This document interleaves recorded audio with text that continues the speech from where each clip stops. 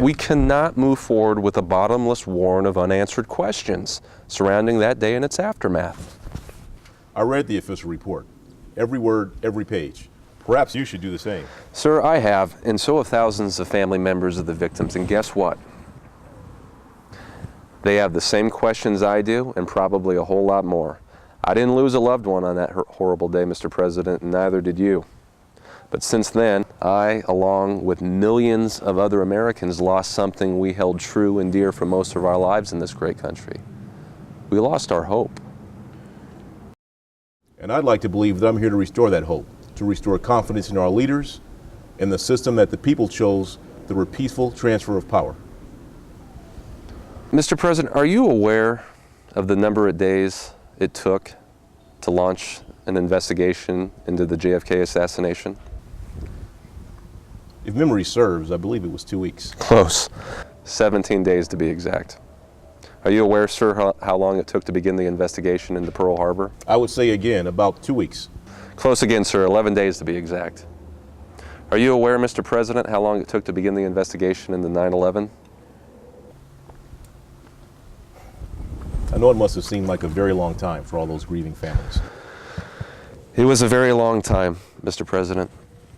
440 days, roughly 14 months. Does it bother you, Mr. President, that it only took 5 hours after the initial attack for Defense Secretary Donald Rumsfeld to launch and recommend and endorse a full-scale offensive against Iraq? I am not aware of any such purported claim. I have the proof, Mr. President, along with scores of documents and facts I'd like you to take a look at here. I see you came prepared, Charlie. No other way to show up, Mr. President. When in doubt, over prepare, I always say. Now you sound like the First Lady. Well, that's quite a compliment, sir. As you wish. Please continue. Sir, I'd like to direct your attention to the stack of documents in the folder I just handed you. The first is from the top, is entitled Operation Northwoods. A declassified Pentagon plan to stage terror attacks on U.S. soil to be blamed on Cuba as a pretext for war. And I'd like to direct your attention to the fact that the principal draftsman of this improbable blueprint was quickly denied a second term as Joint Chief Chairman and sent packing to a European NATO garrison. I wouldn't be so certain about that, Mr. President. I could easily say the same to you, Charlie. Well, the next document reads Declassified Stage Provocations. Now, honestly, Mr. President, I wish I was making this stuff up. I'm certain you're familiar with the USS Maine incident, the sinking of the Lusitania, which we all know now brought us into World War I. And of course, the most famous, the Gulf of Tonkin incident. Of course, I am familiar with these historical events, and I'm aware that there is a measure of controversy surrounding them. But to be quite frank with you, this is all ancient history. Mr. President, it's often been said those who do not know history are doomed to repeat it. A vastly different world, young man, shouldering a radically disparate state of universal affairs. No argument, sir. I'm merely inviting you to acknowledge some credibility to the pattern of the theme. Case in point, the next document to your folder, it was published by the think tank Project for a New American Century, and it's entitled Rebuilding America's Defenses.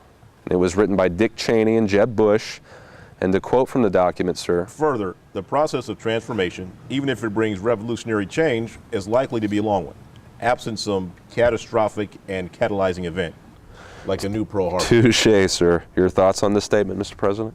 I would call this a blatant case of misjudgment, fueled by an unfortunate melee of assumption. For some, the uninformed denial of coincidence.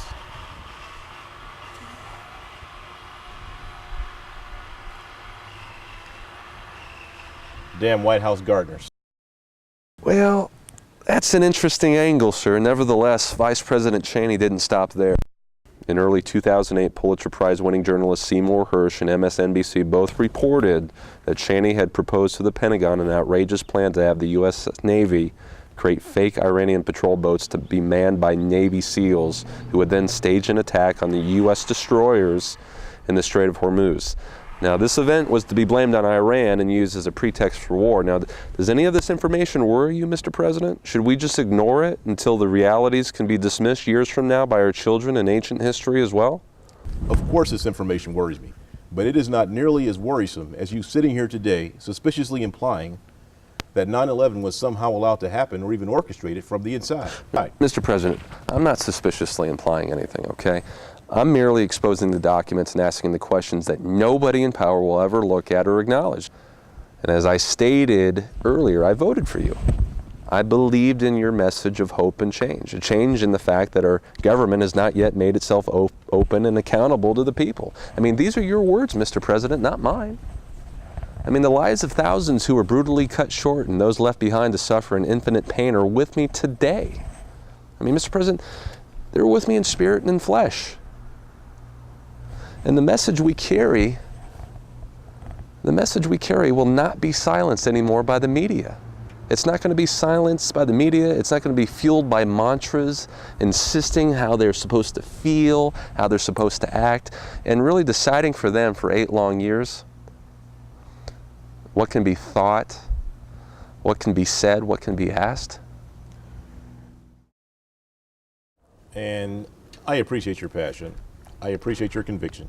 In spite of your concerns, in spite of what your data might or might not reveal, what you and the families must understand and accept is that we're doing everything we can to protect Mr. President, I realize we're very short on time. So please allow me to run down a list of bullet points that might illuminate some reasons why we don't embrace the warm hug of federal government. We've come this far, fire away. Please keep in mind, Mr. President, everything that I'm about to say is documented as fact and part of the public record. The information you're holding in your hands chronicles and verifies each and every point. You have 5 minutes left. The floor is yours. Brief me. Thank you, Mr. President. All right. First, on the FBI's most wanted list, Osama bin Laden's not charged with the crimes of 9/11. When I called the FBI to ask them why this was the case, they replied, quote, "There's not enough evidence to link bin Laden to the crime scene." I later discovered he had never even been indicted by the Department of Justice. Number 2, FBI translator Sybil Evans was dismissed and gagged by the Department of Justice after she revealed that the government had foreknowledge of plans to attack American cities using planes and bombs as early as April 2001. Now, in August of 2009, Mrs. Edmonds broke the federal gag order and testified under oath that Osama bin Laden, Al-Qaeda, and the Taliban were all working for the CIA up until the day of 9/11.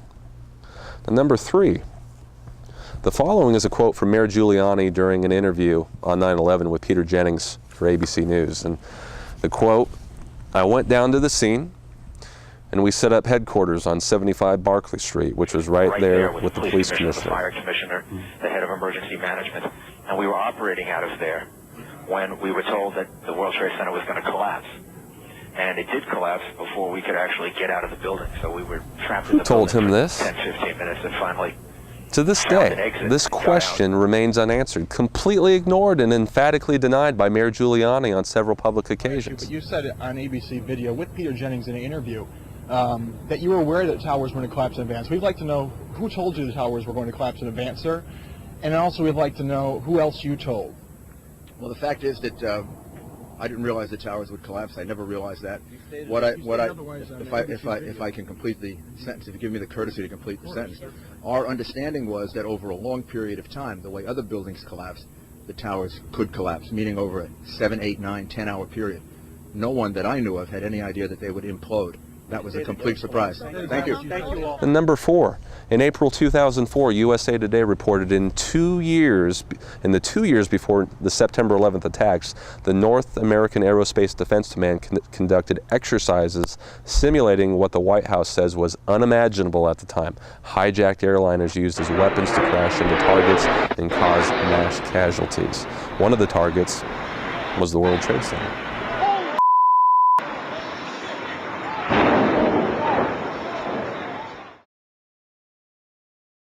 Number 5, on September 12th, 2007, CNN's Anderson Cooper 360 reported that the mysterious white plane... A mysterious plane was seen flying right over the president's residence. Even some CNN staffers saw it. To this day, it has never been officially explained. Tonight, Chief National Correspondent John King has new details about this great 9/11 mystery. Government sources familiar with the incident tell CNN it was a military aircraft, but say the details are classified. This comparison of the CNN video and an official Air Force photo suggests the mystery plane is among the military's most sensitive aircraft, an Air Force E-4B. Note the flag.